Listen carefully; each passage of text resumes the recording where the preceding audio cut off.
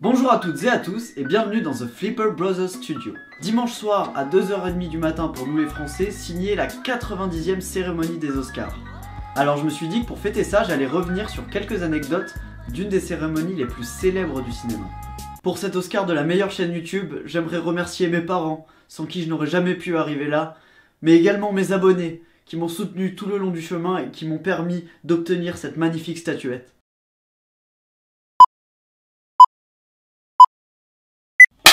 Action! C'est le directeur artistique de la Metro-Goldwyn-Mayer, Cedric Gibbons, qui a eu la chance d'être en charge de la création des statuettes. Il a demandé à l'acteur, réalisateur et écrivain mexicain Emilio Fernandez, qui était une célébrité à l'époque, de poser nu avec juste une épée pour lui couvrir les parties génitales. C'est ce qui a donné la forme pour les statuettes qu'on connaît tous aujourd'hui. Le vrai nom des statuettes n'est pas Oscar, mais Academy Award of Merit. La cérémonie cependant s'appelle bel et bien Cérémonie des Oscars. Enfin en anglais c'est Ceremony of Oscars. Of Oscars. J'ai vraiment un problème avec mon accent. On sait pas vraiment d'où vient le surnom Oscar pour les statuettes. Il y a plein de théories à ce sujet, mais il y en a une qui revient très souvent. Apparemment, ce serait Margaret Herrick, qui était la première bibliothécaire de l'Academy of Motion Picture Arts and Sciences, c'est eux qui donnent les Oscars, qui aurait dit, en voyant la statuette pour la première fois en 1931, qu'elle ressemblait énormément à son oncle Oscar. Après, il y a plein d'autres personnes qui ont revendiqué l'origine du nom, mais on pourra jamais vraiment connaître la vérité.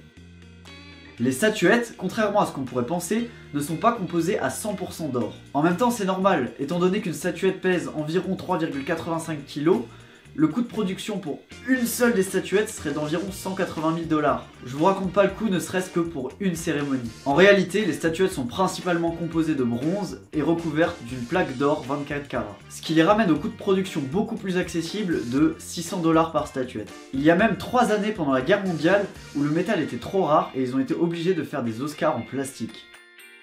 Il n'y a que 2 acteurs qui ont reçu un Oscar à titre posthume. Peter Finch pour Network en 1976 et Heath Ledger pour son incroyable interprétation du Joker dans The Dark Knight de 2008.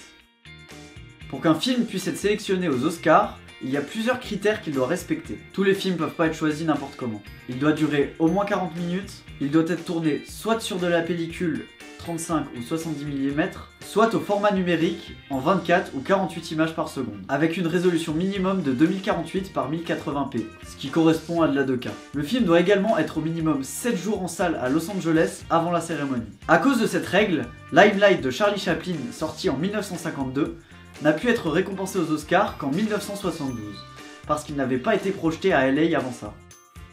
Jusqu'à la 61e cérémonie des Oscars en 1989, pour annoncer le vainqueur, on disait « And the winner is ». Aujourd'hui, elle a été remplacée par la phrase « And the Oscar goes to ». Voilà. Rien de plus à dire sur cette anecdote. Contrairement à ce qu'on pourrait penser, les statuettes ne sont pas la propriété des vainqueurs. Lorsqu'ils la reçoivent, ils sont obligés de signer un contrat stipulant que s'ils veulent revendre la statuette, ils sont obligés de d'abord la proposer à 1 $ à l'Académie. Si un vainqueur refuse de signer ce contrat, il n'a pas le droit d'emmener la statuette chez lui et est obligé de la laisser à l'Académie. Après, cette règle n'existe que depuis 1950. Du coup, les Oscars qui ont été décernés avant cette date peuvent être en libre circulation sur le marché. Bon, ils sont vendus à plusieurs centaines de milliers d'euros, voire plusieurs millions de dollars. C'est pas pour toutes les bourses, on va pas se le cacher. Mais si vous avez ça sous l'oreiller, faites-vous plaisir. Et voilà, c'en est fini pour les anecdotes autour des Oscars. J'espère que la vidéo vous a plu. Si c'est le cas, n'hésitez pas à mettre un bon petit like, ça fait toujours plaisir. N'hésitez pas non plus à vous abonner pour louper aucune de mes prochaines vidéos, il y en a 2 par semaine, je le rappelle. Et j'adorerais si en commentaire vous pouviez mettre ce que vous avez pensé des Oscars de cette année. Je serais très curieux de le voir. Sur ce, coupez!